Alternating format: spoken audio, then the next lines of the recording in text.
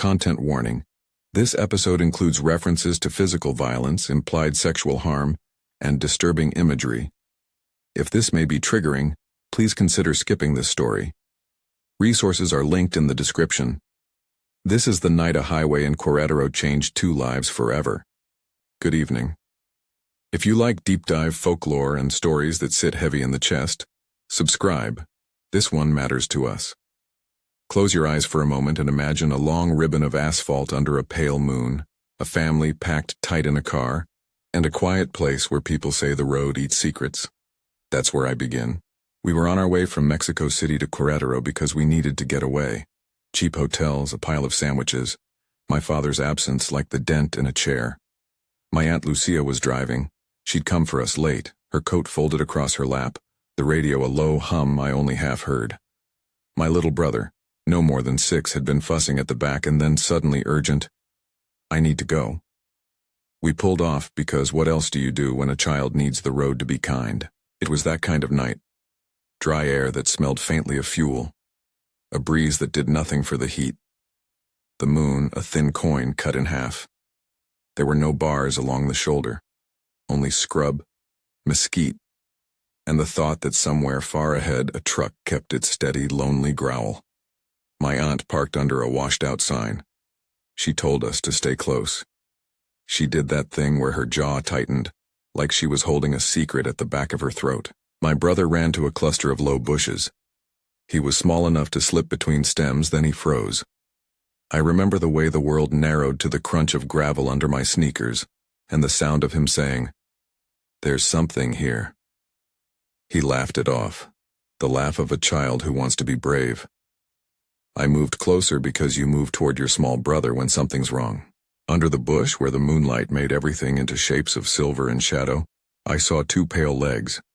They were bare and still, like a pair of peeled roots under a plant. At first I thought it was a trick of light, part of a mannequin, a sleeping person. The skin was very white against the dirt and the toes were pointed like the feet had been left, like someone had forgotten to bring the rest. Something shifted. The air changed. That silence animals make when something has gone wrong. Everything fell into it. It dragged itself forward, not walking, sliding, pulling.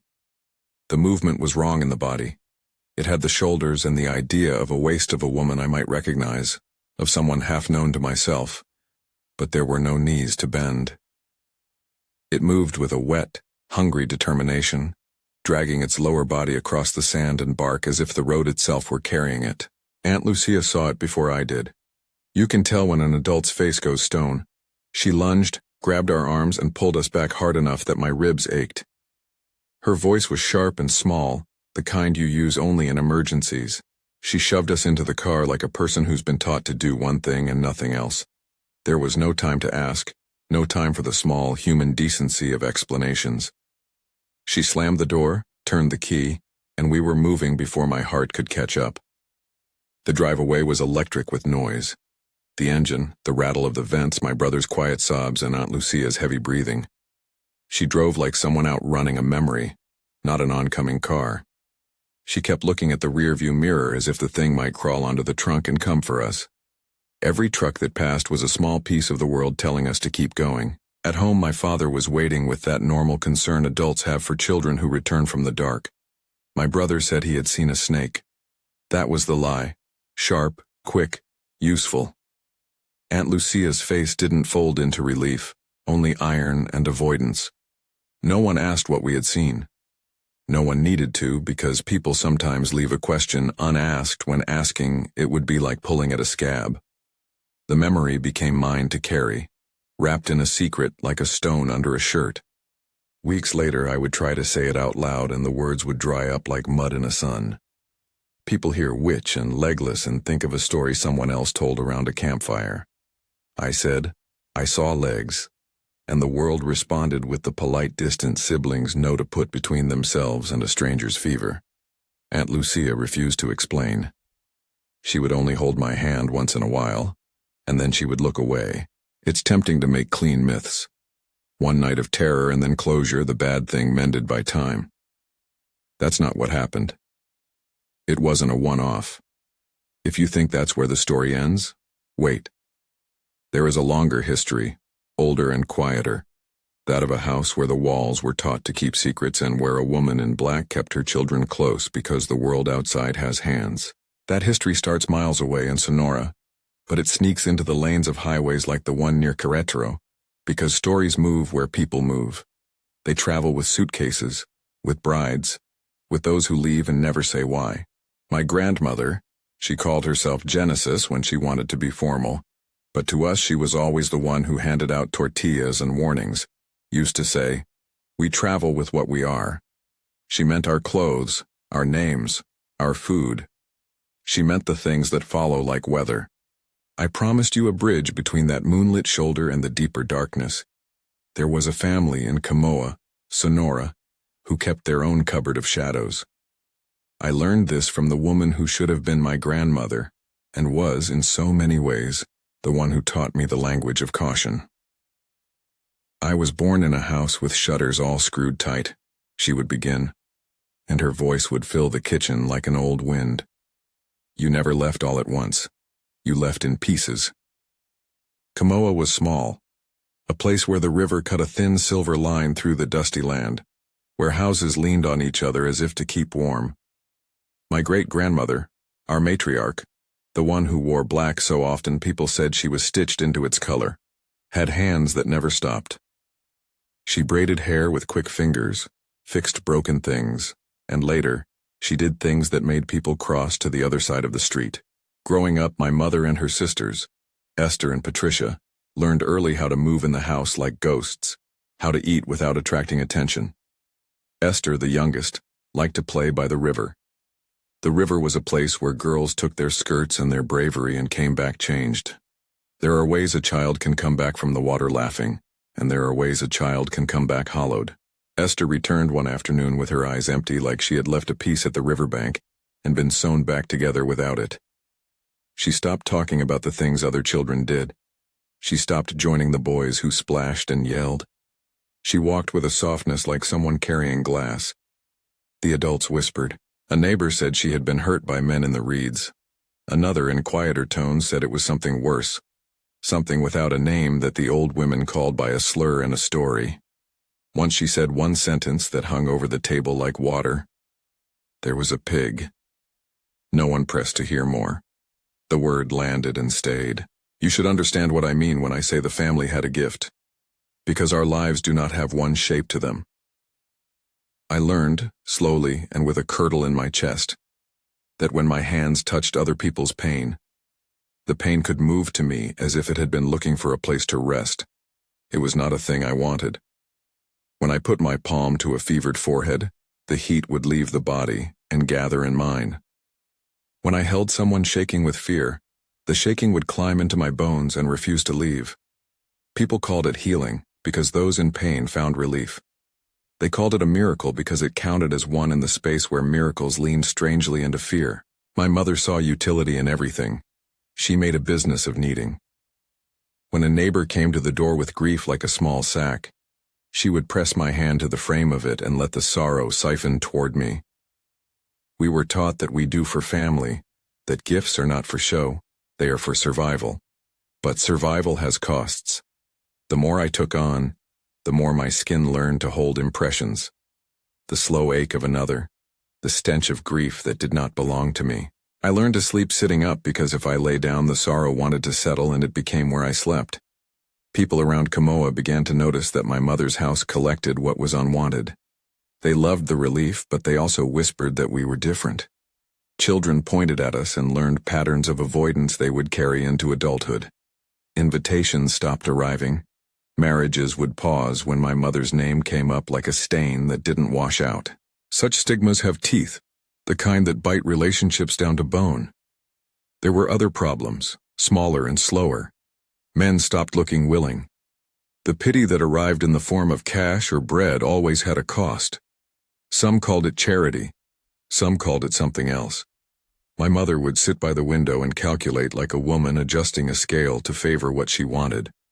She would mutter to herself as she lit candles with the steady hand of someone who runs a factory of favors. Esther never recovered her laughter in full. Patricia learned how to set a table with a smile, but not to laugh at the end of it. I grew up feeling like an instrument, a tool held in a complicated hand. You can be useful and be unloved at the same time. They are not mutually exclusive in a small town. When I first felt the pulling, my fingers burning with someone else's fever like wire under the skin, I told my mother, because you always tell the one who is supposed to keep you. She took my hand and kissed it and said, "We will use it when we need." That was the contract. I didn't understand then that the contract would have ink that could not be washed out. There were nights my mother performed things at the edge of necessity. She called it healing, blessed it with a rosary or with herbs she claimed were old country remedies. Sometimes she invited people to the house, widows, farmers, the cousin of someone who had lost a calf, and she would ask them to bring offerings in return. Soap, a sack of corn, a promise to keep one's mouth shut. People did not want to be alone with pain. They wanted relief, and she provided it in a tidy exchange, because life in Kamoa must be wrung to the last drop of usefulness. There was always a price. People would leave with warmer foreheads or calmer breathing. But my mother's eyes would glint with an accounting that was not only about food. She began to take the parts of me that were most me. The ability to notice, to touch, to steady. She took them by turning them into a currency. The more she used me, the more the rest of the village attached the label of curse or blessing depending on how it suited them to sleep at night. Doña Pilar was different. She lived down the lane where the two houses seemed to hold hands. She had a laugh that slapped away awkwardness and a grandson, Pancho, who had the elbows of a boy who carriers water often.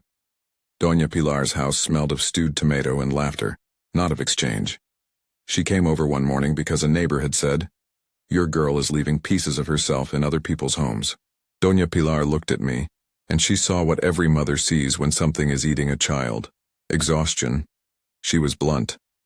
"You need someone who will hide you by kindness, not by the business of bargains," she told my mother, who only sniffed and said, "This is how we eat." But Doña Pilar's persistence was a kind of human weather. She brought Pancho, who was old enough to hitch a mule and young enough to be brave. He watched the way my mother measured the world in favors, and he did not like it. When I was a teenager, the tension turned into a turning point. My mother arranged for me to help a man from the next pueblo who had a problem. They lit candles. He bent to pray, and I, stupid, willing, or perhaps too worn to refuse, took his fever away and felt it hitch into my bones, like a passenger who refuses to disembark. The man left lighter, yes, grateful enough to give my mother a small sack of coins. My mother smiled with a calculation that made me sick. That night I had a fever that seemed to be a recording of every fever I had ever touched. The house hummed with the smell of herbs and bread. In the kitchen, my mother's face was a map of small triumphs. I lay on the bench and thought of the river and of Esther, and the word pig kept surfacing without a tongue to hold it. I realized then that I was not just a healer. I was a vessel, and sometimes vessels break. I tried to resist. I hid my hands in the folds of my skirt. I refused visitors. People left naked sacks of need on the doorstep like offerings. My mother began to pressure me in ways that were small and then larger. She would say things like, "We are built by what we give," and "There are things I can do if you help me." Her tone had the patience of someone whose hunger had the memory of famine. When I refused outright, the house changed. There were nights of whispers, of curtains twitching like someone impatient behind them.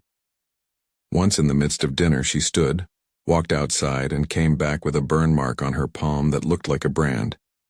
She had gone to the river, she said, and used water that is not for everyone. The house grew colder after that. Children's lullabies stopped mid-verse when she passed the door. We lived with the constant threat of being taken as someone else's resource. This is one of the worst violences. When your body is not yours to manage, when your usefulness becomes public property.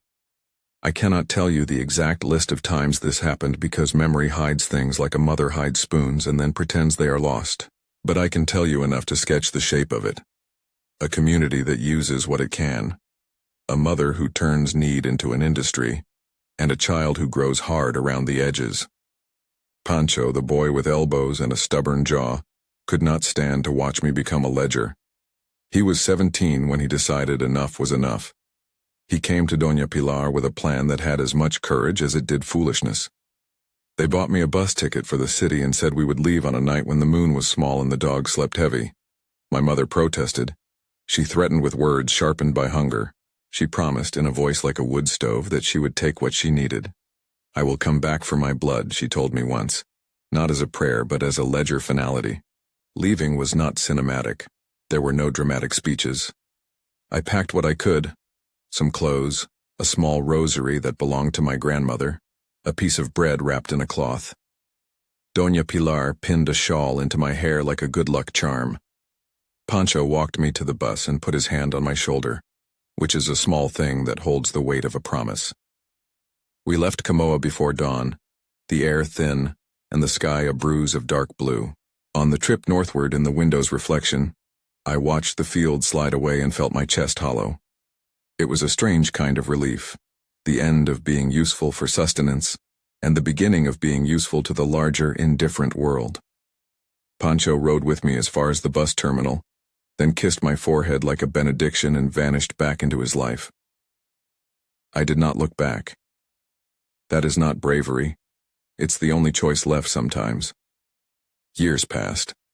I learned to hide the residue of other people's pain so that it would not leak into harsh daylight. I found men who loved me for my hands and men who loved me for my silence. I left some places, and they left me in turn. As the world moves, so do stories. The women who used to cross themselves when my mother walked by had children who would one day drive the same highways I took to work.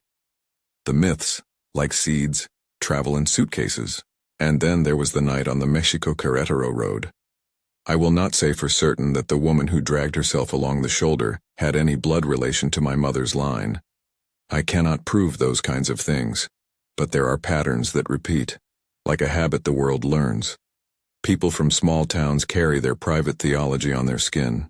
Shame, hunger, ways of taking what they think they need.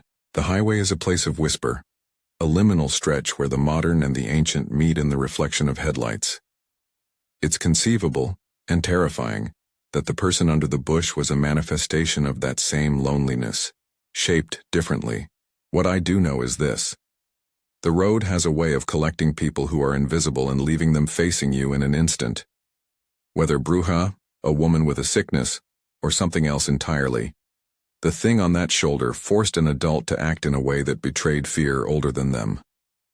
My aunt's action, violent, necessary, protective, came from somewhere too. People who have been dragged by history act as if it can all be outrun. Doña Pilar's intervention in my life was a different kind of rescue. She did not promise to fix everything. She provided a roof and a few afternoons of laughter that did not come with a tab. Pancho's courage was a kind of mundane heroism. He knew that some things should not be harvested. We left the town, but the town did not leave us. My sisters remained. I never saw Esther again the way she was before the river.